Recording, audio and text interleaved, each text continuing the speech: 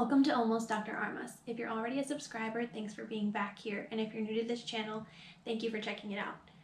In this channel, I talk about my life as a graduate student in clinical psychology and bring you information about the mental health field.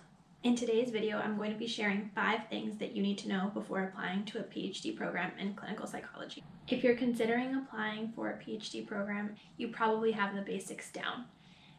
You're probably a good student, you're probably interested in the mental health field, and you may have an interest in either therapy or research. But the first thing that you need to know before actually starting to apply to PhD programs in clinical psychology is that it is very expensive to apply to grad school. I can only speak for PhD programs and in psychology specifically, but each application can run you between $50 to $150. When I was first considering applying, I was told by a lot of my professors to apply to at least 10 to 20 schools because it's really competitive. So that's a lot of money. You also have to pay to get copies of your transcripts and any other documents, and you have to pay to take the GRE, which is the graduate record exam.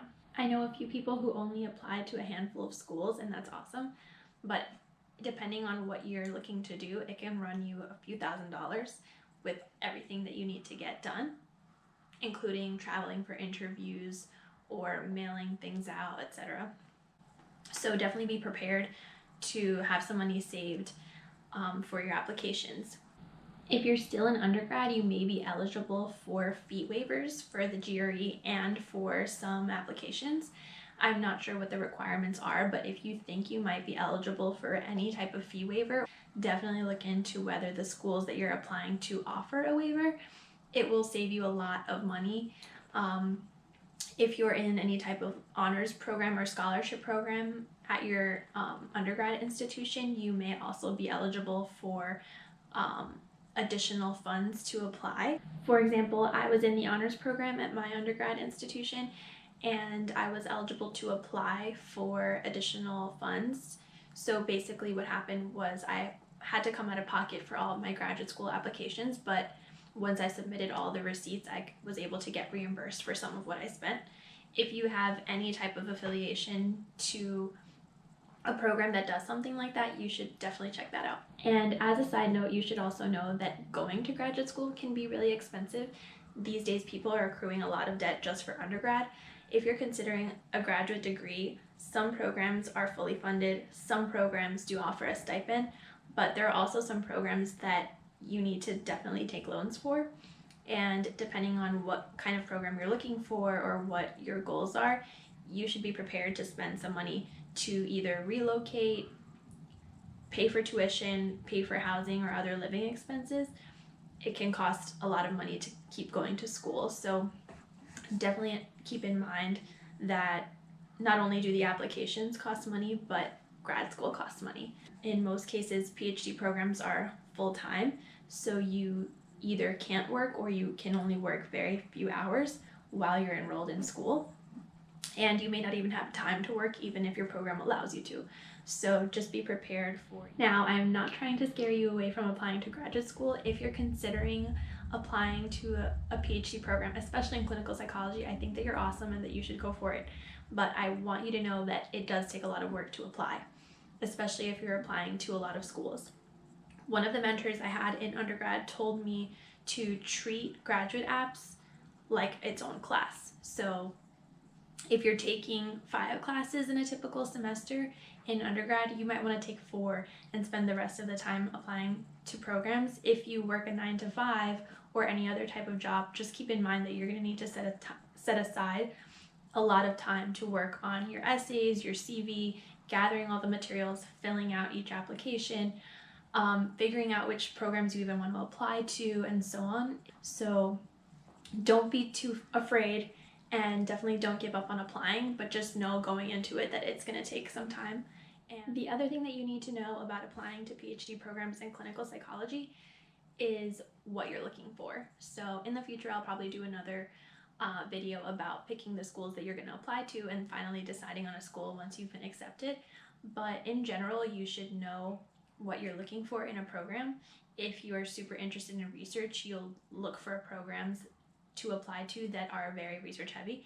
If you're super into clinical work, then you may look for a PhD program that focuses on clinical training, or a PsyD. In the future, again, I could do a video explaining the difference between PsyD and PhD, but for now, definitely get a sense for yourself of what you want out of graduate school. Acceptances to grad school are all about fit or match. You want to make sure that not only can you see yourself at this program, the program will see how well you fit in to what they have going on. And that leads me to the next thing you need to know about applying to graduate school in clinical psychology. You need to have a sense of where you're willing to go. So you can apply pretty much anywhere in the world for a PhD in psychology. So you should definitely consider what kinds of climate you're willing to live in, or how far away from your family you're willing to go. In undergrad, I was interested in research on dance therapy, and one of my mentors told me that the best dance therapy programs are in Canada. I wasn't really willing to go to Canada for grad school, so that makes a difference. Another one of my mentors told me to only apply to programs in places that I would be willing to live. So definitely consider like practical things. If you're a city person, you may not want to go to school in the Midwest where it's really suburban or rural. So I think as much as you want to pick a program that is prestigious or has the kinds of training that you're looking for, you should also consider what it would be like to live in the place that you're applying.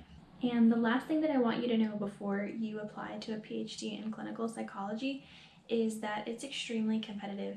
And some people, I was told when I was applying that some people have to apply several times in order to just get into one school.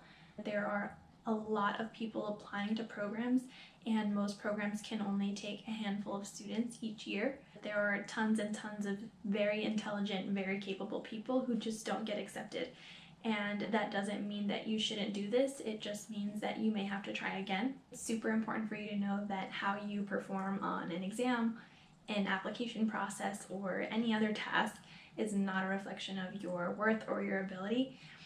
More and more programs are thinking about doing away with the GRE, at least that's what I've heard, because it's not a good indicator of how well a student will perform in a program. I know people personally who had to apply several years in a row before getting in. It doesn't make them any less intelligent. You'll notice when you apply that some applications offer a different fee for returning applicants, and that just goes to show how common it is for people to have to apply more than once.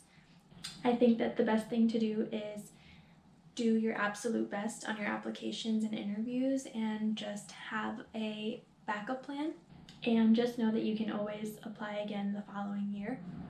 I'd like to continue making more videos about the graduate school application process, so if this is helpful for you, I'd really love to hear from you. And the last thing I want to say is, if you're considering applying to a PhD program in clinical psychology, I wish you the best of luck, and I hope that we'll be colleagues someday. If you watched this, I really appreciate it, and if this was helpful for you, I would love it if you would like, comment, subscribe, or all the above, and share this with someone who you know who's applying. That would mean the world to me. Again, I'm almost Dr. Armas, and my goal is to inform you, to inspire you, to spark an interest in you, and hopefully to entertain you. So thanks again for watching, and check back in next time.